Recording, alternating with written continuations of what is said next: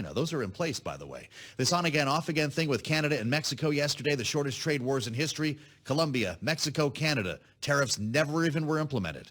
The same cannot be said for China, where we have 10% tariffs that took effect. And if you've been following the bouncing ball here on Bloomberg, China hitting back with reciprocal tariffs.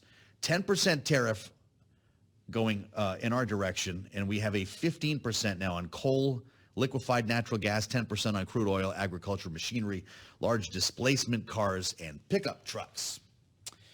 So if you're an investor, you're trying to figure out what to do now, and what happens if those Mexican and Canadian tariffs end up being put into effect. You call Nathan Dean.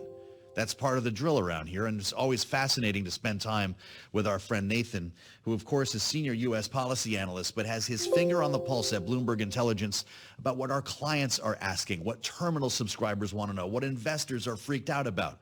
It's good to see you back here. You're not allowed to leave until all of this is resolved. Let's just start with what your life has been like. Phone's ringing off the hook. You had 2 webinars this morning. What is everyone asking? Well, obviously, I think they want to know, first off, the Canadian and Mexican tariff threat. Is it going to be coming back in 30 days? Mm-hmm. And we have to tell our clients that it most likely will. I mean, this weekend, if you look at President Trump's Truth Social posts, it was all about fentanyl and border security. Yes. That's the low-hanging fruit. That's what Ottawa and Mexico City could easily negotiate over and put 10,000 troops on those borders to help address those concerns. But when President Trump talks about economic imbalances, well, that's a little bit harder for things to actually have easy solutions to do. So I need to see continued negotiations between Ottawa, Mexico City, and Washington over the next few weeks, because we may be here in the next 30 days. But next up is obviously President Trump's conversation with President Xi Jinping of China.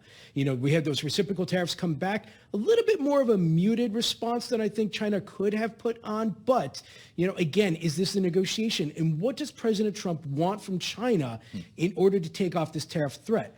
The last thing, we should talk about the European Union, because President Trump said this at Davos, that it's coming. And so if you have investors that are in this U.S.-European Union relationship, you know, yes, we've already dealt with Canada and Mexico. We'll come back 30 days.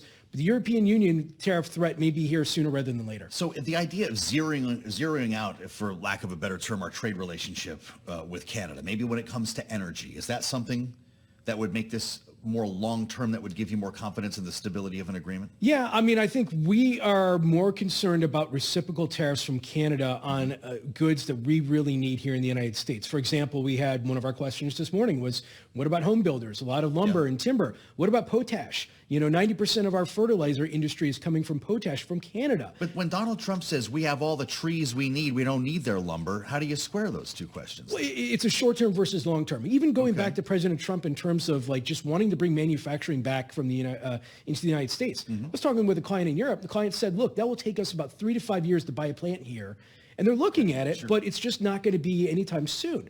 So if you look at potash in particular, there's going to be, if Canada decides to have a reciprocal tariff on potash, export taxes, all of a sudden you have a lot of Republican farm states now significantly paying higher for the fertilizer industry.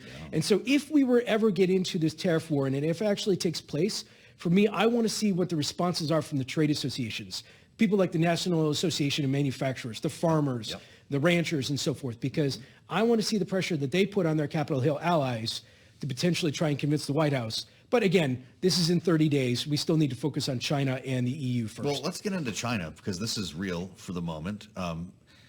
This isn't going to be the same story as Canada and Mexico. What is it that China could offer that would pull Donald Trump back, or does China not care? Well, I think it's more so of in terms of like what can China offer? I'm not exactly sure. I mean, I hate saying that on the radio, but That's a beautiful answer, actually. But President Trump has often said that he really just doesn't like this trade imbalance. And we're talking about something that's not easily solvable over the next 30 days. We're talking something that probably could take months. And so from China's perspective, I think they put out this muted reaction because of 2 reasons. One, I think that, you know, China's economy is a little bit more exposed to the United States than the U.S. is exposed to China. I know our great teams over at Bloomberg Economics are putting out some pieces out on this right now. But secondly, when it's just more of a geopolitical exercise beyond the economic factor. You're talking about security, national security, Japan, our allies in the region, and so forth like that. So I think this is just I think this conversation with the president and President Xi Jinping tomorrow will be one of the first salvos in this negotiation. But I think these tariffs may be around for a little bit longer than some people think. And while they were at it, starting February 10, Beijing also opening an antitrust probe into Google. They did seem to throw a couple more logs on the fire here. Where is this going in terms of our relationship? This could get a lot uglier with that meeting, or I suppose they could clean things up, but you're suggesting that would be quite a steep hill for But Donald Google Trump. also hasn't been operating in China for several years now. So, it's one of those things where I think that was more of a symbolic measure. But look, China has the ability to put a lot of pain on the United States, if you will. Yeah. We did a lot of work. Our teams did a lot of work this morning just in terms of semiconductors, Apple, chips, and so forth like that. DeepSeek, this all comes into this narrative here of this U.S.-China relationship. Right. And so, again, I just go back to the idea that, from the Canada and Mexico's perspective, there was low-hanging fruit that they could have plucked this weekend, and that was the border, and that was fentanyl, and that was security. But for the United States and China, it's a little bit more complex, and so I'm not sure these tariffs are going to go away anytime soon. This is something that investors maybe want to stick around with, but instead of a 25% tariff, 10% is a little bit more manageable, and it's not as integral to the American economy as Canada and Mexico is. Sounds like it's entirely possible that in 30 days we have tariffs against Mexico, Canada, China, maybe even the EU. Well, absolutely. I mean, we've said multiple times that the power of the presidency is more powerful for the president here. Yeah. There are many ways that he can implement tariffs. By declaring an international economic emergency, he can do this on day one. And all they have to do is walk over to the customs, change the ATS schedule with a press of a button, and next thing you know, your tariffs are active. It's a lot different when you're trying to hollow out federal agencies or not spend appropriated monies. A very different story that we're seeing with the Trump administration here domestically.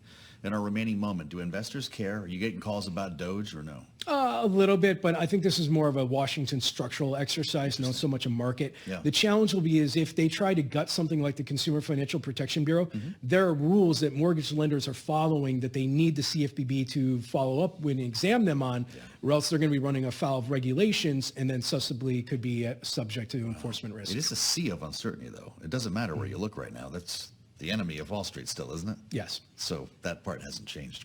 Nathan Dean, you don't have to get on the webinar. We bring him to you here on Balance of Power. Thank you so much, as always. Bloomberg Intelligence Senior U.S. Policy Analyst. He's traveled the world and back since the election. Now he's with us to answer questions on apparently a daily basis. We're still flooding the zone here, and we'll have